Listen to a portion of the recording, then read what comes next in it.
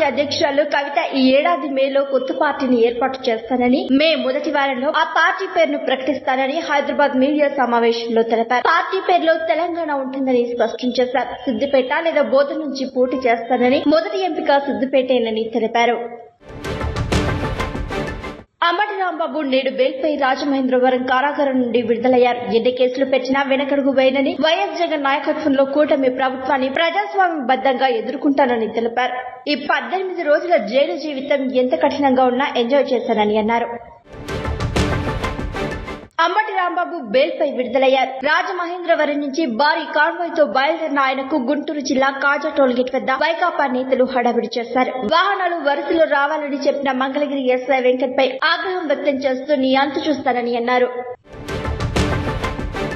BRS నేత కేటీఆర్ కాంగ్రెస్ ప్రభుత్వం ఇచ్చిన 6 గ్యారంటీలు 420 హామీల అమలుకు రాబోయే బడ్జెట్ లో తగిన నిధులు కేటాయించాలని ముఖ్యమంత్రి రేవంత్ రెడ్డికి బహిరంగ లేఖ రాశారు. గత బడ్జెట్ లో కేటాయింపులు చేయలేదని విమర్శిస్తూ మహిళలు, రైతులు, యువత, బీసీ, ఎస్సీ, ఎస్టీ, మైనారిటీలకు ఇచ్చిన వాగ్దానాలు వెంటనే అమలు చేయాలని డిమాండ్ చేశారు. లేదంటే రాష్ట్ర వ్యాప్తంగా కాంగ్రెస్ ను ప్రజల పక్షాన నిలదీస్తామని హెచ్చరించారు.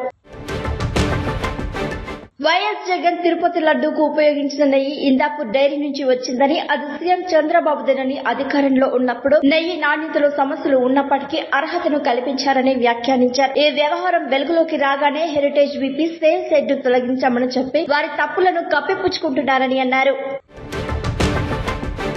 సుప్రీంకోర్టు ఎన్నికల ముందు రాష్ట్రాలు ఉచిత పథకాలు ఎందుకు ప్రకటిస్తున్నాయని ప్రశ్నిస్తూ ఇవి దేశాభివృద్ధికి ఆటంకమని వ్యాఖ్యానించింది. తమిళనాడులో అందరికీ ఉచిత విద్యుత్ ఇవ్వాలన్న ప్రతిపాదనపై విచారణ సందర్భంగా సీజేఐ జస్టిస్ సూర్యకాంత్ నేతృత్వంలోని ధర్మాసనం తీవ్ర అసంతృప్తిని వ్యక్తం చేసింది. సంక్షేమం పేరుతో బుజ్జిగింపు రాజకీయాలు చేయకుండా ఉపాధి సృష్టిపై దృష్టి పెట్టాలని సూచిస్తూ కేంద్రానికి నోటీసులు జారీ చేసింది. అగ్రనటుడు మమ్ముట్టి అనారోగ్యం కారణంగా కొంతకాలం నుండి రుచి, వాసన తెలిపే శక్తిని కోల్పోయినట్లు వెల్లడించారు. దానివల్ల షూటింగ్లకు విరామం తీసుకున్నానని, ఆ ఇంద్రియాల విలువ అప్పుడు మాత్రమే తెలిసిందని చెప్పారు. ప్రస్తుతం తన ఆరోగ్యం మెరుగుపడి మళ్లీ సినిమాల చిత్రీకరణలో బిజీగా ఉన్నట్లు తెలిపారు మమ్ముట్టి.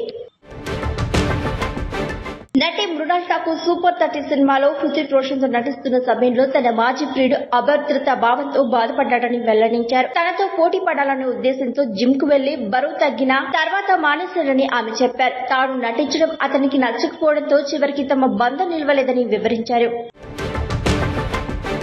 రష్యా నుండి చమురు కొనుగోలు విషయంలో భారత్ తన వైఖరి మార్చిందనే నమ్మకానికి ఆధారాలు లేవని రష్యా విదేశాంగ శాఖ తెలిపింది. అమెరికా అధ్యక్షుడు ట్రంప్ చేసిన వ్యాఖ్యల్లో కొత్తేమీ లేదని ప్రతినిధి మరియా జఖారోవా పేర్కొన్నారు. వాణిజ్య ఒప్పంద నేపథ్యంలో రష్యా చమురు దిగుమతులపై చర్చల మధ్య అమెరికా భారత్ పై విధించిన అదనపు సుంకాలను వెనక్కి తీసుకున్నట్లు ప్రకటించింది రష్యా. వినాశనం చుట్టుముట్టిన ఆకలి కేకలు వినిపిస్తున్న గాజాలోని పాలస్తీనీలు తమ విశ్వాసాన్ని వదులుకోలేదు. నేడు రంజాన్ మాసం ప్రారంభం కావడంతో గాజా నగరంలోని ముస్లింలు తమ కూలిపోయిన ఇళ్ల ముందే మొదటి ఇఫ్తార్ విందును నిర్వహించారు. 2023 అక్టోబర్ 7న ప్రారంభమైన ఈ సుదీర్ఘ యుద్ధం వల్ల ఇప్పటి వరకు 72,045 మంది పాలస్తీనీయులు ప్రాణాలు కోల్పోయారని అక్కడి ఆరోగ్య శాఖ వెల్లడించింది. గాజాలోని దాదాపు 835 మసీదులు పూర్తిగా ధ్వంసం కావడంతో భక్తులు టర్పలిన్ షీట్లు, చెక్కలతో నిర్మించిన తాత్కాలిక ప్రార్థనా స్థలాలు నమాజ్ చేస్తున్నారు.